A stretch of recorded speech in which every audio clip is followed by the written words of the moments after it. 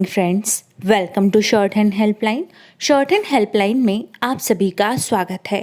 तो चलिए स्टार्ट करते हैं आज का डिक्टेशन में कुछ दिनों नहीं, महीनों का अंतराल हो गया था, जिसका रीज़न आप लोगों को पता ही होगा, या ज़्यादा यहाँ पे हम डिस्कस नहीं कर पाएंगे। जिसको हमारे लाइफ के बारे में जानना हो वो हमें इंस्टाग्राम पर फॉलो कर सकता है। इट्स आंचल जी हमारी इंस्टा हैंडल है। आप वहाँ पे जाके पता कर सकते हैं कि क्यों हमने इस सीरीज़ को थोड़े दिनों के लिए स्थगित किया था, जो कि I am on recovery period, जो कि 40 दिनों का होता है, वो अभी ख़त्म हो गया है। अब से कंटिन्यू इस सीरीज़ को कंटिन्यू किया जाएगा। आई होप आप लोग समझ रहे होंगे कि उस टाइम पे बैठना एंड ज़्यादा टाइम तक बैठना पॉसिबल ही नहीं होता है, ना ही मेरे लिए, नहीं किसी के लिए भी। तो इसलिए इस बीच इसको बंद किया गया था।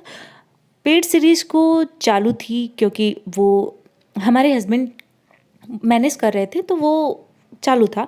बट हमारे जीएमएस सीरीज जो कि एक्स्ट्रा वर्क में आता है वो मैनेज नहीं हो पा रहा था, इसलिए कुछ दिनों के लिए स्थगित किया गया था। तो चलिए आज से स्टार्ट है ये, जो कि हर सुबह 7 बजे आपको डिक्टेशन मिलेगा, जिसकी स्पीड होगी हमेशा की तरह 80 और 100। 80 दैनिक जागरण और 100 शब्द प्रति मिनट दिया जाएगा जनसत्ता से, और इसकी आउटलाइंस की पीडीएफ भी दी जाएगी, और इसकी पीडीएफ भी दी जाएगी हमारे टेलीग्राम चैनल पर, जो कि फ्री ऑफ कॉस्ट है और सभी के लिए है। तो चलिए सबसे पहले हम आउटलाइंस की एक झलक देख लेते हैं, और पीडीएफ तो मिल जाएगा, लेकिन प्रैक्टिस से पहले अगर आप एक झलक आउटलाइंस की देख लेते हैं तो डिक्टेशन लिखना ईजी हो जाता है। सबसे पहले जागरण की आउटलाइंस यहाँ पे शो कराई गई है, फिर उसके बाद जनसत्ता। तो आप वीडियो पॉज करके स्क्रीनशॉट ले सकते हैं, या फिर वीडियो पॉज करके पहले डिक्टेशन लिख सकते हैं, डिक्टेशन की आउटलाइंस बना सकते हैं, फिर आप चाहें तो प्रैक्टिस करें। यहाँ पे जनसत्ता का भी आउटलाइंस बनाया गया है। आई होप आप लोगों ने आउटलाइंस देख ली होगी। अब बढ़ते हैं डिक्टेशन की तरफ, जो कि है 80 शब्द प्रति मिनट। तो आप लोगों से रिक्वेस्ट है, हाथ जोड़कर एक रिक्वेस्ट है कि प्लीज़ प्लीज़ प्लीज़ वीडियो को लाइक, कमेंट और शेयर करना बिल्कुल भी ना भूलें, ताकि इस सीरीज़ को कंटिन्यू किया जा सके। अगर आप नहीं भी करेंगे तो भी इस सीरीज़ को कंटिन्यू करेंगे, क्योंकि बहुत से लोग हैं जो पेड सीरीज़ को ज्वाइन नहीं कर पा रहे हैं। उनके लिए फ्री सीरीज़ ये चालू रहेगी।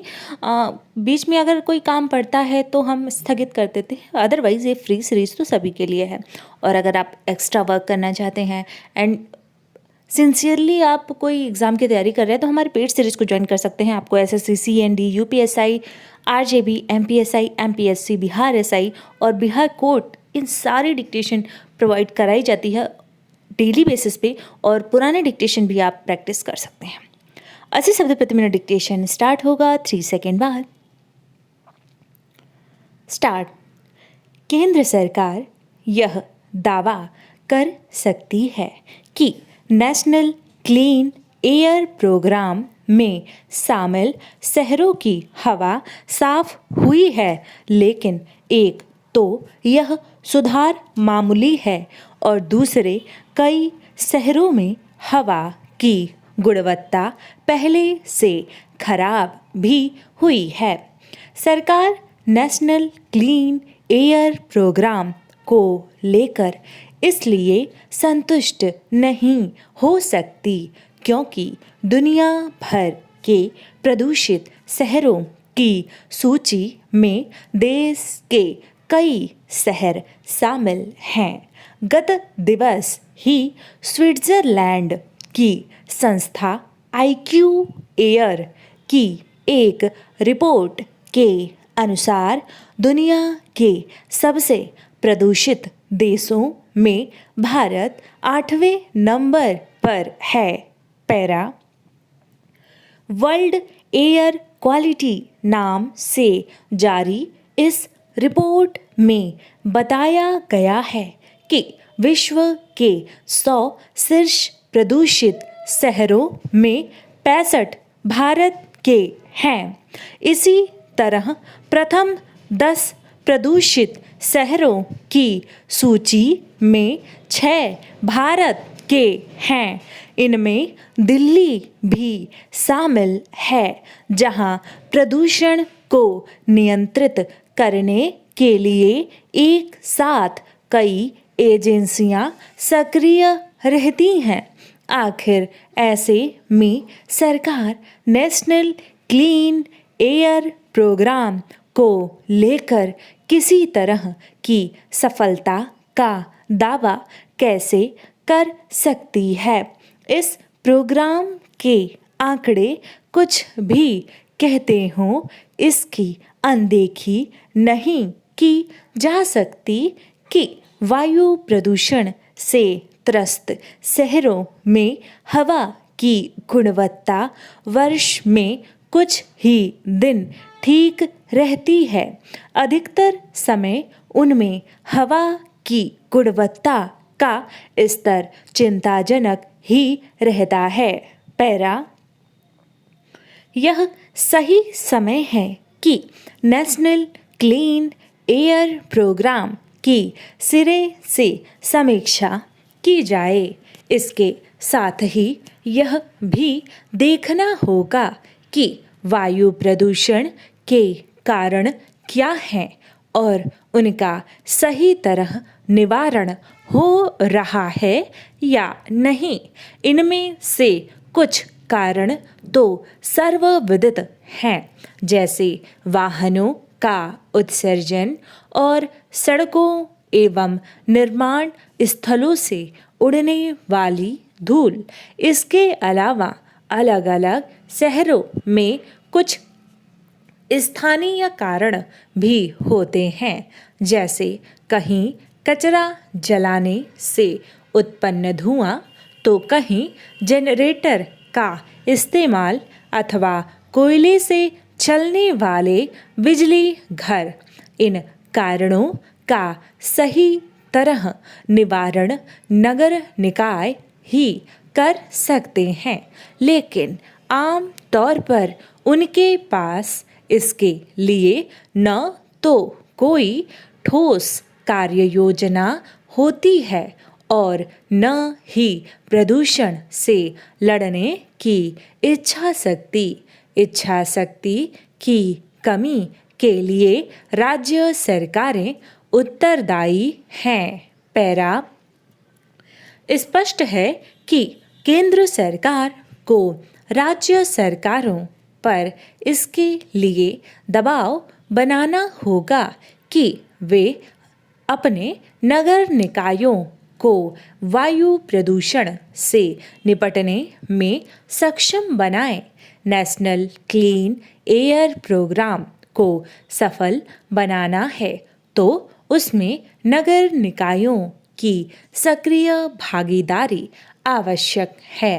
यह भी समझा जाना चाहिए कि प्रदूषण से निपटने के लिए वर्ष भर सक्रियता दिखानी होती है, न कि तब जब वह खतरनाक रूप ले लेता है।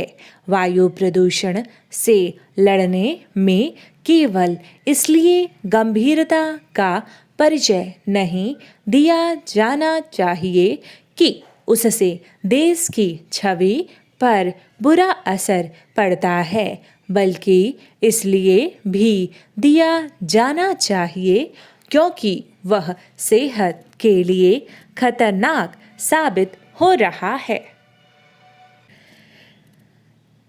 80 शब्द प्रति मिनट डिक्टेशन समाप्त हुआ। अब बारी है 100 शब्द प्रति मिनट की डिक्टेशन की। तो आई होप आप लोग ने डिक्टेशन लिखा होगा 80 का। अगर आपको 80 इजी लग रहा हो तो आप 100 का स्टार्ट करें। वीडियो को लाइक, कमेंट और शेयर करना बिल्कुल भी ना भूलें।